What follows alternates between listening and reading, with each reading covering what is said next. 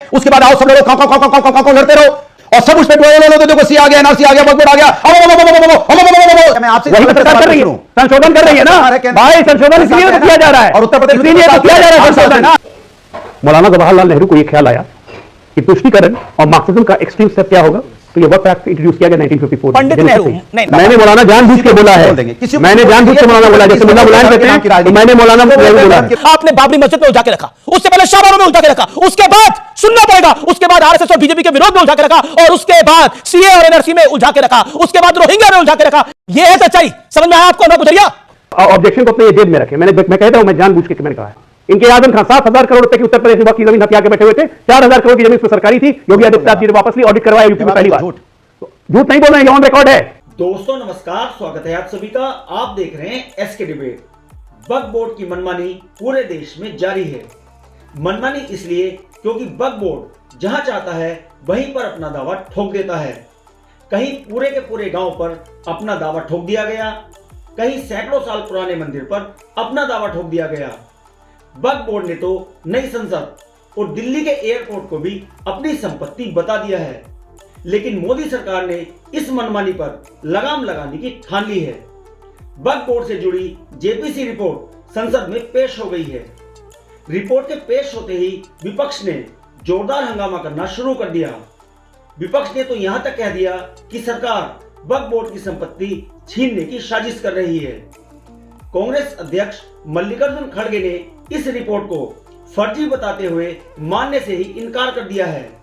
आज की डिबेट इसी मुद्दे पर होने वाली है। बीजेपी की तरफ से डॉक्टर अजय और अनुराग भदौरिया समाजवादी पार्टी की तरफ से हैं। दोस्तों वीडियो बहुत मजेदार होने वाली है। आपसे अनुरोध है वीडियो को अंत तक जरूर देखें। वीडियो पसंद आए तो लाइक करें, शेयर करें, कमेंट करें और मेरे चैनल को सब्सक्राइब करें। तो दोस्तों मेन डिबेट स्टार्ट करते हैं। चलिए शुरू करते हैं। संख्या बल अगर है मोदी के पास, भारतीय जनता पार्टी के पास, तो लेकर आएंगे वक्फ का कानून। आप लोग भी तो लेकर आए जब विपक्ष के पास संख्या बल होता था। आपने असीमित अधिकार दिए ना आप लोगों ने। वोट बैंक के चलते भारतीय जनता पार्टी कुछ भी करने को तैयार है कि उसको वोट चाहिए, किसी कीमत पे वोट बैंक उसको तैयार करना है। उसको कोई मतलब नहीं है, क्योंकि उसको जमीन से मतलब है। एक तो वोट बैंक तैयार करना है, दूसरा जमीन कब्जा करनी है। आज वक्फ बोर्ड की जमीन पे नजर गाड़े हुए हैं, कल गुरुद्वारे की जमीन पर नजर गाड़ेंगे, परसों मंदिर के नाम पे जमीन पे नजर गाड़ेंगे, जो आपको अयोध्या में देखने को मिला किस तरह जमीनों का हेरा फेरी वहां पे हुई थी। क्या बात कर रहे हैं? उसके बाद चर्च की जमीनों पे आ जाएंगे। आपने बोला कि अब जो बीजेपी वाले हैं इनकी नजर तो गुरुद्वारे की जमीन पे है, आपने बोला इनकी नजर चर्च की जमीन पे, यही बोला ना आपने। मतलब आपको लगता है कि आप ये बात अनर्गल बात बोलेंगे और कोई यकीन करेगा? एक सेकंड सुनिए अनुराग जी, 30 सेकंड सुनिए, फिर आप 1 मिनट बोलिएगा। 1 सेकंड। क्या इस देश में गुरुद्वारों के पास तीसरे नंबर की जमीन है? क्या इस देश के चर्चों के बाद तीसरे नंबर की जमीन है? इस देश में रेलवे के बाद? नहीं, सुनना पड़ेगा जी, सुनना पड़ेगा, क्योंकि सच्चाई है, फैक्ट है और हार्ड फैक्ट है। इस देश के अंदर रेलवे के बाद और भारतीय सेना के बाद अगर किसी की जमीन है तो वो वक्फ बोर्ड के पास है। सीधी सी बात है। तो इस देश की नेताओं की, एक मुसलमानों की बहुत बड़ी विडंबना है, और वो बहुत बड़ी विडंबना ये है कि उन्होंने हमेशा अपना नेता जो है वो एक हिंदू में देखा, जो कि एक अच्छी बात है, एक हिंदू में देखा। लेकिन इस देश की सेकुलर सियासत ने जितना मुसलमान को धोखा दिया, किसी को धोखा नहीं दिया। आज मैं उनके हक की बात कर रहा हूं। आप मुझे बताइए, उनको आपने कभी सीए में उलझा के रखा, कभी बाबरी मस्जिद में उलझा के रखा 1992 के अंदर? क्या मतलब था इस देश के मुसलमान का बाबरी मस्जिद के साथ? आप लोगों ने उलझा के रखा। इस देश की सेकुलर सियासत का नंगा नाच था ये 1992 के अंदर। मुसलमान लड़कों को पढ़ने के लिए बोलना चाहिए था, आपने बाबरी मस्जिद में उलझा के रखा। उससे पहले शाहबानों में उलझा के रखा, उसके बाद सुनना पड़ेगा, उसके बाद आरएसएस और बीजेपी के विरोध में उलझा के रखा, और उसके बाद सीए और एनआरसी में उलझा के रखा, उसके बाद रोहिंग्या में उलझा के रखा। अरे कम से कम इस देश के सेकुलर सियासत के सूरमाओं समझ तो लेते कि उनका भला कहां है, उनके बच्चों का भला कहां है। मैं मानता हूं कि इस देश में मुसलमान बेचारे बन के रह गए, क्योंकि इस देश की सेकुलर सियासत ने उनको पॉलिटिकल टूल बनाकर इस्तेमाल किया है। यह है सच्चाई। समझ में आया आपको अनुराग गुजरिया? देखा आपने लापरवाही का नतीजा है। सुन तो लो। बोलिए। नहीं, कहां किसने बोला? किसने बोला? मुझे एक भी नेता का नाम बताइए जिसने बोला कि हम गुरुद्वारे की जमीनों पर कब्जा करना चाहते हैं। बोलने तो दोगे? अरे भाई ऐसे क्या हल्ला मचा रहे हो भाई? आप सवाल पूछते हो, जवाब भी ले लोगे, सवाल भी जवाब भी। अरे मुझे तो बोलने दो, मुझे बोलने के लिए बुलाया है। तो मैंने कहा फैक्ट पे हूं मैं, और फैक्ट पे हूं तभी परेशानी हो रही है। फैक्ट पे है कि ये वक्फ बोर्ड की जमीन पे कब्जा करना चाहती है भारतीय जनता पार्टी। चढ़ा समझाओ इसे। समझाओ। ये हर उस जमीन पे कब्जा करना चाहती है जहां उनको लग रहा है जमीन है और फिर धन्ना सेठों को देना चाहती है। सवाल आपकी अगर सवाल से उठा लें, 2013 की बात कर रहे हैं, क्या अमेंडमेंट हुआ था? 10 साल से इनकी सरकार थी, क्यों नहीं किया कुछ भी? मैं पूछना चाहता हूं, इसके पहले वाजपेयी जी की सरकार थी 7 साल, क्यों नहीं कुछ किया? सवाल यह है कि देखिए, भारतीय जनता पार्टी को जैसी लगता है कि वो कमजोर हो रही है तो उसके झोले में वो अपना झोला रखती है। झोले में सीए है, एनआरसी है, वक्फ बोर्ड है और भी कुछ रखती है। जैसी लगता है वो कमजोर हो रही है, उड़ेल देती है और सब उस पे तो देखो सी आ गया, एनआरसी आ गया, वक्फ बोर्ड आ गया, चारों तरफ चल रहा है। अरे क्या हो गया? देश को क्या बना दिया भारतीय जनता पार्टी ने?